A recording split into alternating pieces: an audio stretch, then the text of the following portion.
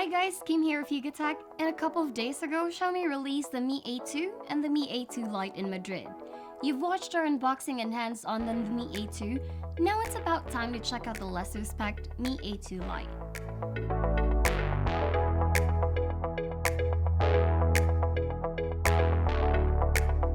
The main difference between the two newly launched Xiaomi devices are the size and the fact that the Mi A2 Lite actually has a notch. While the Mi A2 has a slim yet hefty feel, the Mi A2 Lite takes this all the way as it is a lot heavier and thicker. This is largely due to its 4000 mAh battery, so we can understand the reason behind the weight. Even if the Mi A2 Lite has a notch, and granted that it's an entry-level device, the bezels are still a bit thick. The back has a vertically oriented dual camera stack as well as a fingerprint reader. It has a nice texture thanks to the aluminum uni body.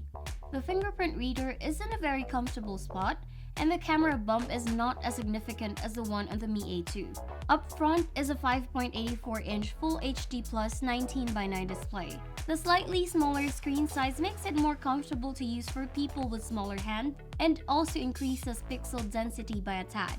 2280 by 1080 is great for an entry-level device, but since that's what the Mi A2 Lite is, we can't expect the same display quality as the Mi A2's. It's still good, but colors are less accurate, contrast isn't as good, and it's not as bright, though still bright enough for outdoor use. We finally got USB Type-C in the Mi A2, but for some reason, Xiaomi decided that the Mi A2 Lite will still lag behind and use a micro USB port. It has a 3.5mm audio jack, unlike its bigger brother. The Mi A2 Lite directly adopts the Mi A1's internals with a Qualcomm Snapdragon 625 at the core, paired with up to 4GB of RAM and up to 64GB of internal storage. The Snapdragon 625 is a 2-year-old chipset, but it's no slouch. Even if you only opt for the 32GB storage variant, the Mi A2 Lite comes equipped with a dedicated micro SD card slot in its SIM tray, which is always a plus for us. For one, it's fairly power efficient. Given that the device has a large 4000 mAh battery, we think Xiaomi's claim of an all-day battery will be confirmed once we test this in our review. Also, it will easily breeze through day-to-day navigation, multitasking, and light to medium games. Heavy gaming should be possible, but lags and frame drops is expected.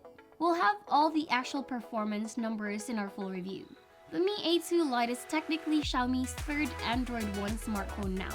After the Mi A1 and the Mi A2, it's a breath of fresh air for consumers who want to enjoy Xiaomi's bang-for-the-buck devices without being forced to use MIUI. With stock Android, you're getting the vanilla UI, regular OS, and security updates, and unlimited Google photo storage. For cameras, the dual rear pair consists of a 12-megapixel shooter and a 5-megapixel shooter, with the front-facing camera being a 5-megapixel shooter. This is one aspect where the Mi A2 Lite falls far behind its beefier sibling.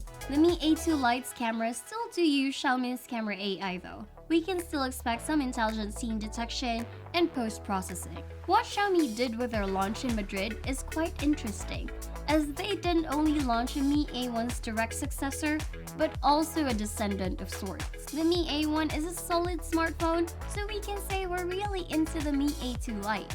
It takes the hardware of the Mi A1 and puts it into a package that screams 2018, complete with a notch. The Xiaomi Mi A2 Lite will be available in the Philippines soon. It's priced at 9,990 pesos for the 3GB plus 32GB variant, and 11,990 pesos for the 4GB plus 64GB variant.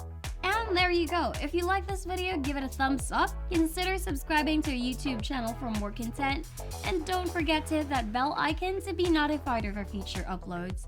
Once again, this is Kim of YugaTech, and I hope to see you in the next video. Bye!